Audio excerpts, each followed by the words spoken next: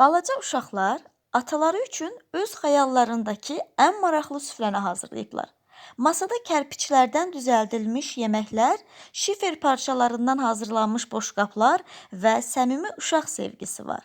Maddi dəyərindən çox bu sürprizin mənəvi dəyəri hər kəsin ürəyinə toxunur. Videonu izləyin və bu saf sevginin sizi də gülümsədib gülümsəmətmədiyini şərhlərdə yazın. İndi gəlib çıxıram evə. 2 gündür yoxam evdə.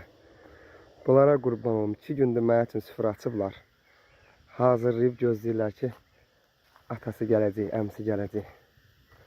Buna bax, buna bax, buna qurban olum mən. Nə gözəl, bu nədir? Bunun adı nədir? Gülləçəkli zadda hazırlayıblar. Bəh, bəh, bəh. Bu nə gözəllik. Yeməklər, dadlı yeməklər. 2 gündür ben bunu hazırlayıb, quruyub. 2 gündür qızım hazırlayıb, hətta gəlmirsən ki. Buna baxsana Allah.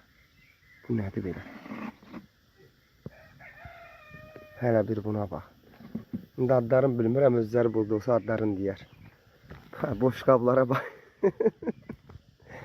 Mən bunlara qurban olum elə. Yoxdular, yatıblar, durğuzmadım indi. Bax 2 gündür zəng edirlər ki, ata gəl, sənə yeyib içmək hazırlamışıq. Bu nədir görəsən? Hə, bu da bunların sarfetkası, yaxşı yadıma düşdü. Bu bir yemək, 2 cür. Deyir, neçə cür yeməklər hazırlamışam ata sənə. Nənəş deyirəm, sənə nə qədər yemək hazırlamışam. Buna bax, heyva qurusuna baxsan Allah. Göydən heyva tökülüb, qurusundan götürüb yemək hazırlayıblar. Qoyunda oyadıb, çəkəcəm onları.